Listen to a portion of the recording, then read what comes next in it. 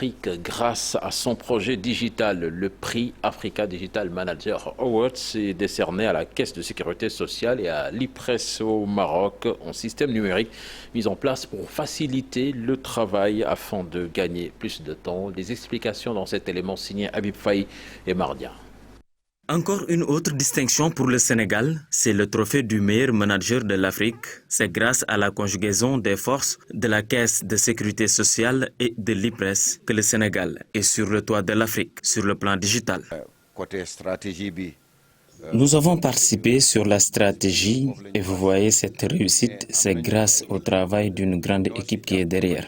Grâce à ce projet, le Sénégal pourra économiser beaucoup de temps car on a passé du système paiement caisse au système paiement numérique.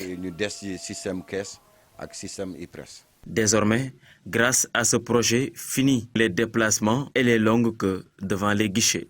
Le gaaw, le efficace.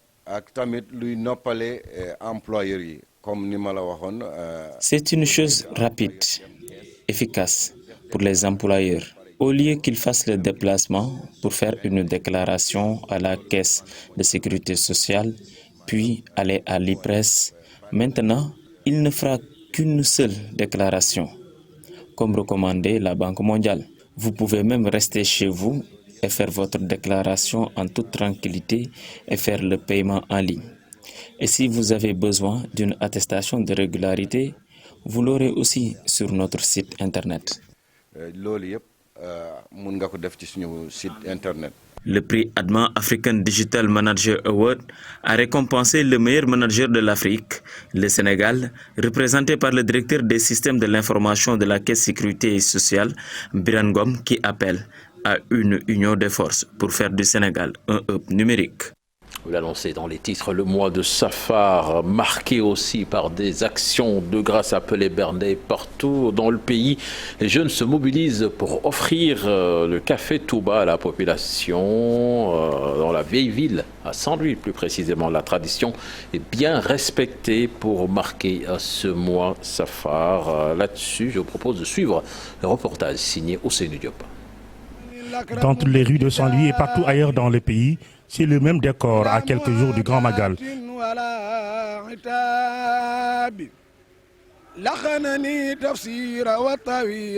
Les talibés mourides organisent des séances de distribution de repas, une manière de marquer Safar avant le 18 du même mois.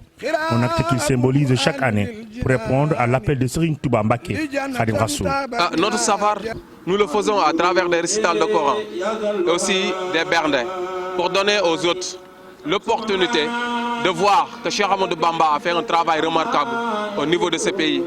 Et la réponse aujourd'hui, elle est Cheikh Ahmadou Bamba. On organise le Safar pour perpétuer l'œuvre de Serigne Touba Mbacké Khadim Rassoul. Des années, on fait des bernets à l'endroit de la population. Le café Touba est en place et on va distribuer après le petit déjeuner à tout le monde.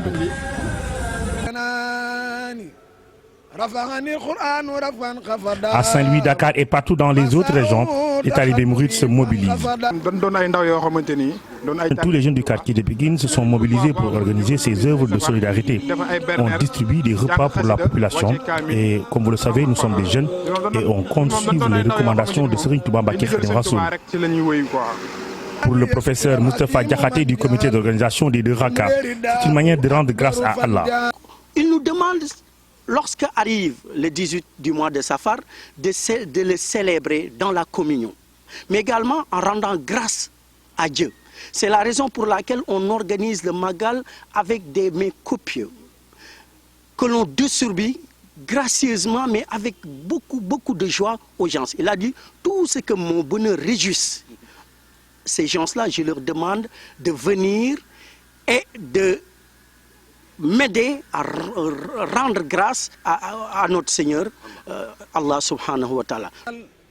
En attendant le 18 Safar, le pays vit au rythme du Grand Magal de Touba. Les bernets sont désormais organisés du 1er au 18 Safar dans tout le pays. Les khassaïds retentissent et le Coran lu plusieurs milliers de fois pour rendre grâce au Seigneur.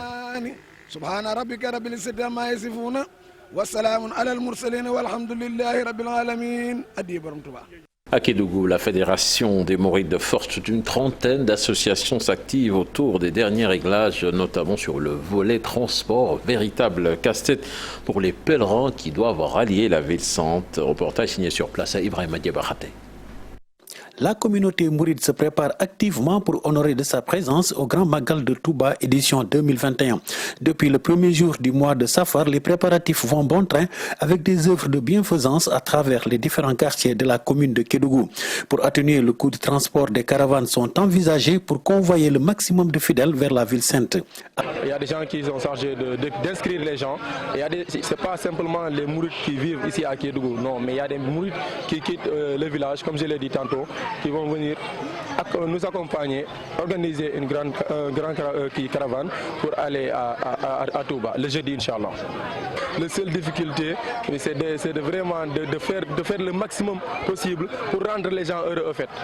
C'est ça notre difficulté. Comment faire pour que tout le monde soit heureux?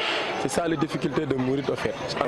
Cette forte mobilisation des Mourides leur a permis de résoudre la lancinante question du transport qui hante le sommet des fidèles.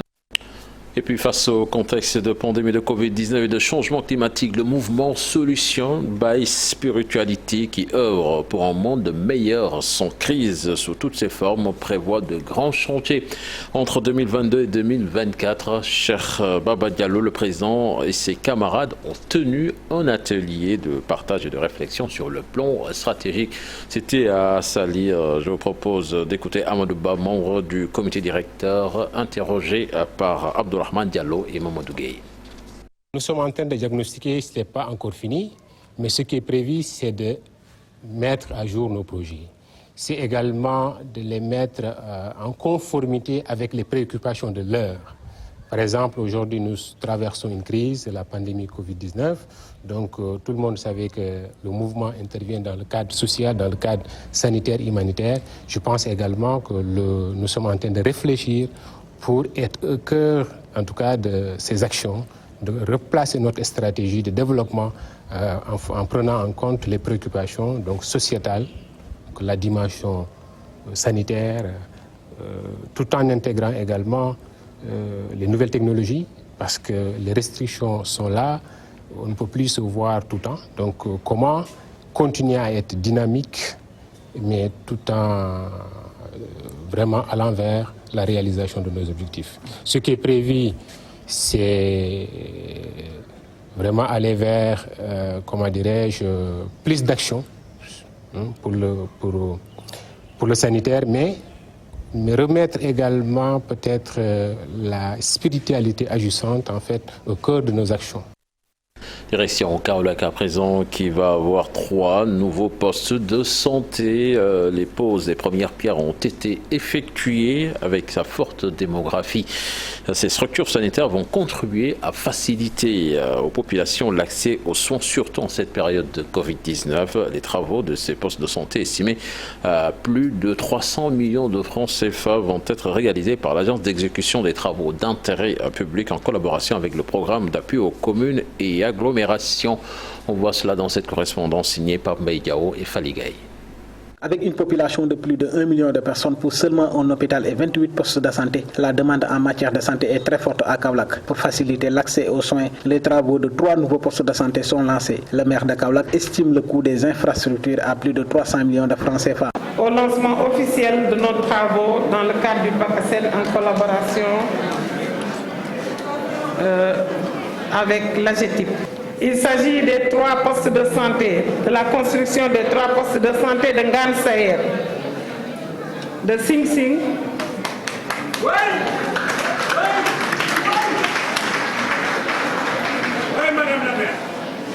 de Darussalam pour un montant de 379 757 584 francs CFA. Le directeur de l'Agence des travaux d'intérêt public précise que ces travaux vont bientôt démarrer et l'objectif est de répondre efficacement à la forte demande en cette période de Covid-19. C'est un travail inclusif de haute facture qui vous est présenté aujourd'hui et qui cadre parfaitement avec l'actualité de la pandémie liée à la Covid-19. Il s'agit ici de mettre à niveau les infrastructures sanitaires de la commune de Kaolack afin de répondre efficacement à la riposte contre la Covid. La construction de ces 3 nouveaux postes de santé va être accompagnée avec la réalisation d'un réseau d'assainissement de 5 km. Vous l'annoncez dans les titres de ce 20h, les cas de violences basées sur le genre tels que l'excision, les viols, les violences conjugales, entre autres, ont considérablement diminué dans la zone sud du pays. C'est du moins la déclaration des actrices de lutte contre ces pratiques, dites pratiques néfastes contre les filles et les femmes. Explication dans cette correspondance signée Abdoulaye Diallo. Après avoir mis en œuvre depuis 3 ans un projet de lutte contre les violences basées sur le genre, des actrices de lutte contre ces pratiques disent avoir constaté une diminution des cas d'excision, de viol et de violences conjugales dans la zone sud. Nous avons constaté que le travail que les parajuristes sont en train de mener sur le terrain a eu un impact positif. Nous remercions le RADI qui a pu vraiment nous amener ce projet pour qu'on puisse vraiment faire le travail sur le terrain, diminuer, puisque je ne dirais pas éradiquer de façon radicale, mais diminuer.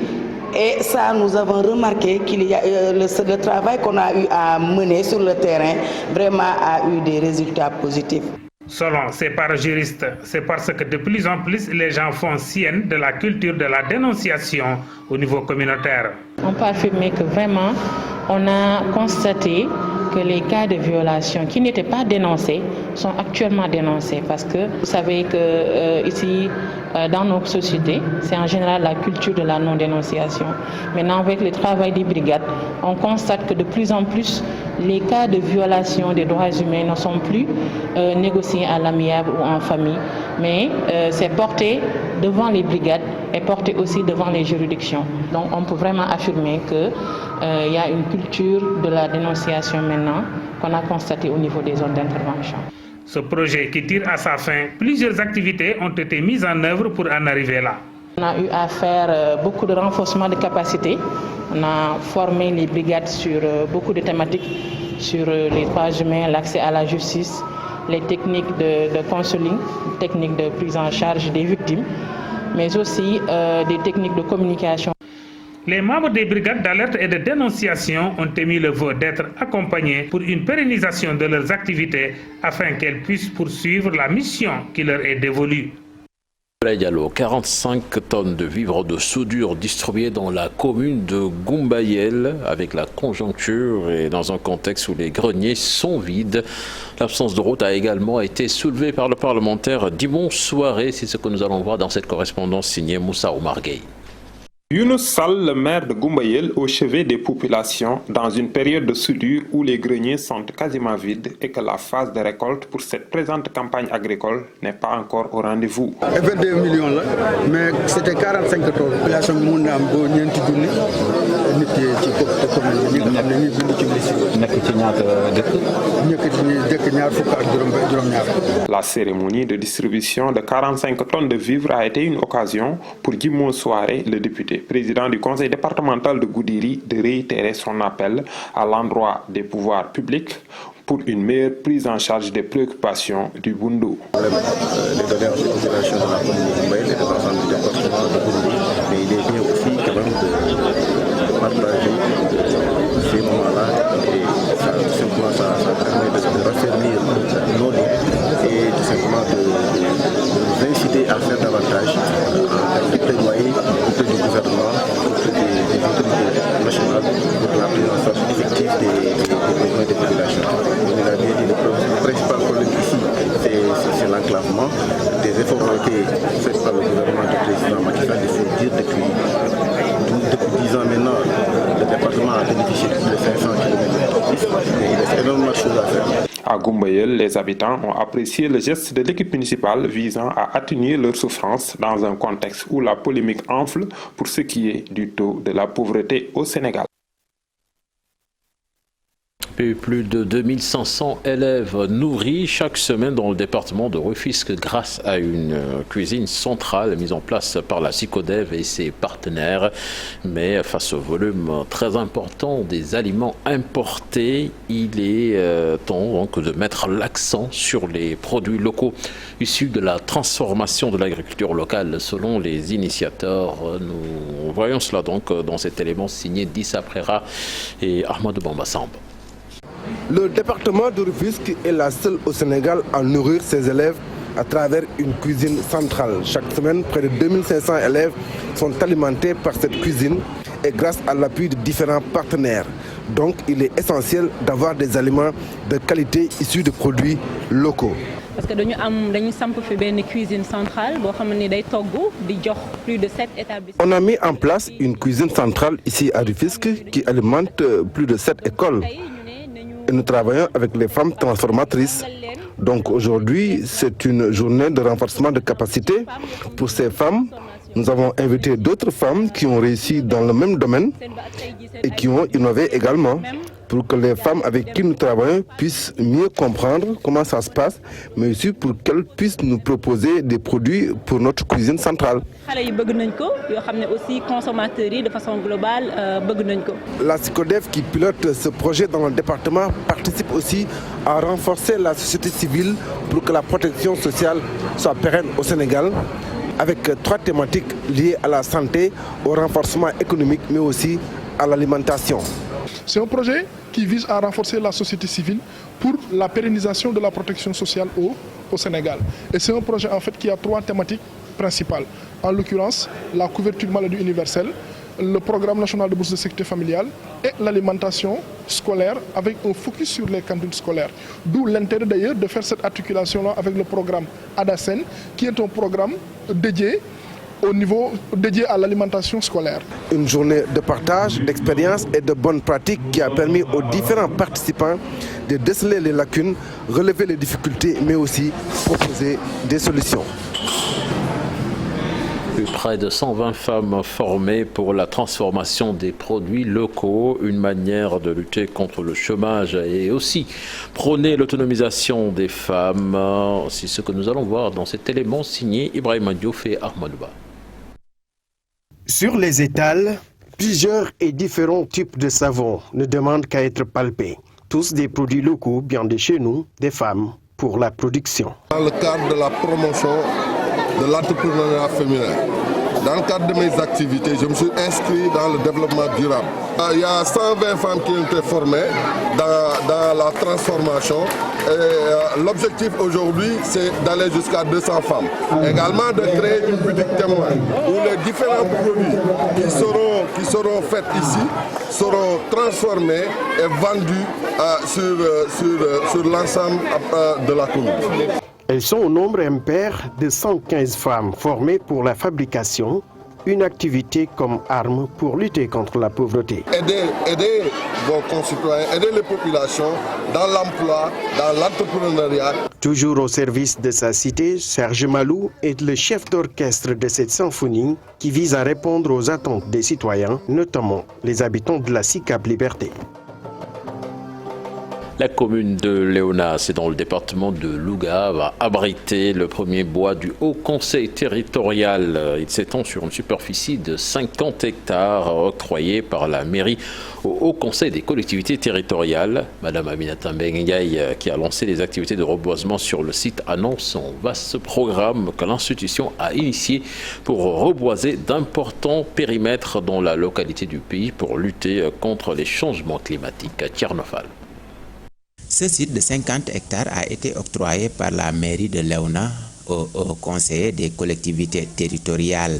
L'acquisition de ces terres entre dans le cadre d'une campagne de reboisement que l'institution a initiée pour lutter contre les changements climatiques. Les températures moyennes de la Terre ne cessent d'augmenter et l'on parle désormais d'urgence climatique. Le constat de ce phénomène fait désormais consensus au sein de la communauté scientifique et le changement climatique est attribuable au moins en partie, comme l'ont dit tout à l'heure certains, aux activités humaines, et devrait se poursuivre au cours des prochaines années. Le conseil a lancé le concept Les Bois du HCCT qui consiste à reboiser plusieurs périmètres dans toutes les régions du Sénégal. C'est ainsi que le maire de Léona et son conseil municipal ont décidé de délibérer sur l'octroi de 50 hectares de terre attribués à notre institution pour qu'elle les valorise. Madame Aminata Mbengue Ndiaye, qui a procédé au lancement des activités de reboisement du premier bois du HCCT dans la commune de Léona, a insisté sur le rôle que doivent jouer les élus locaux pour lutter contre les changements climatiques. Que les changements climatiques, avec leur cortège de conséquences sur le vécu de chaque Sénégalais, doivent faire des élus locaux le point de convergence des antagonismes qu'ils engendrent, mais également la source de leur règlement. Ce bois qui marque le démarrage des activités porte le nom de feu Chérif Habib Aïdara, président de la commission de l'environnement du Haut Conseil des collectivités territoriales. La page des sports à présent, que nous démarrons avec du basket. Deuxième sortie des Lions ce lundi face à l'Égypte. Moustapha Gueye Sultan qui mettront tout en œuvre pour venir à bout des Égyptiennes qui se sont imposées cet après-midi 102 à 58 face à la Guinée. Nous écoutons le coach des Lions interrogé par Mor Bassignan. J'ai déjà fait une séance vidéo tout à l'heure avant de l'entraînement pour donner des informations sur l'organisation politique de l'Égypte et éventuellement comment nous voulons procéder. Donc c'est l'objet de la séance de cet après-midi. On a beaucoup travaillé sur le plan stratégie, et fait beaucoup de shoots, essayer de corriger les lancers francs, essayer de diminuer les fautes qu'on a commises sur le poteau de balle et ainsi de suite. Donc ça va, l'équipe est enthousiaste. Prendre la première place, donc nous allons tout mettre en œuvre pour vraiment essayer de gagner demain face à une bonne équipe d'Égypte qui a un plan de jeu vraiment très efficace. C'est à nous d'être au niveau pour gagner. Nous sommes en Afro-Basket, chaque match c'est une finale de Coupe d'Afrique. Et puis en football, pas de miracle pour Teungueth FC qui s'incline à nouveau 1-0 face à la SEC d'Abidjan en Ligue africaine des champions. Donc les Rufisquois ne rééditeront pas leur exploit de l'année dernière. Nous y reviendrons certainement dans nos prochaines éditions. Et puis l'Union sportive de Matam, l'USM qui passe en National 2, une première pour un club de la région de Matam. L'équipe Fagnon a éliminé deux équipes de Saint-Louis et de Louga de match joué à Diourbel. De retour à Matam, les dirigeants du club souhaitent rencontrer le gouverneur de région pour la tenue d'un CRD sur le devenir de l'USM. Ali Bandelnian. Le club Fagnon de Matam s'ouvre finalement les portes de l'élite du football sénégalais. L'Union sportive de Matam passe à la Nationale 2 après avoir battu successivement les équipes Foyer Pâle de Saint-Louis et celle Linguère de Louga. 3-1 contre les Saint-Louisiens et 3-0 contre les Lougatois, suffisant pour faire rêver toute une génération. Donc c'est dire que le club a fini de déposer ses balichons au niveau du championnat dénommé National 2.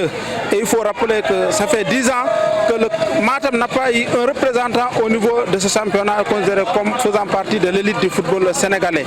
Donc c'est un sentiment de satisfaction. Et je pense que c'est le moment de dire merci, donc de féliciter à tous ces généreux donateurs qui ont accepté de mettre la main dans la poche, qui ont accepté de faire des efforts physiques, des efforts intellectuels, des efforts financiers pour pousser l'équipe, pour en tout cas mettre l'équipe sur l'orbite.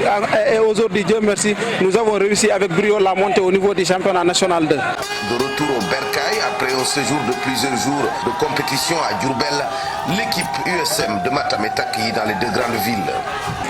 Et voilà, aujourd'hui, l'objectif qu'on nous a assigné depuis lors, c'est la montée. Et voilà, aujourd'hui, les gosses nous ont rendu plus belles. Parce que cette victoire aussi, on l'attendait depuis plus de 10 ans. Bon, c'était une satisfaction pour moi, parce que c'est la première fois que toute une région se mobilise derrière une équipe. On a beaucoup travaillé.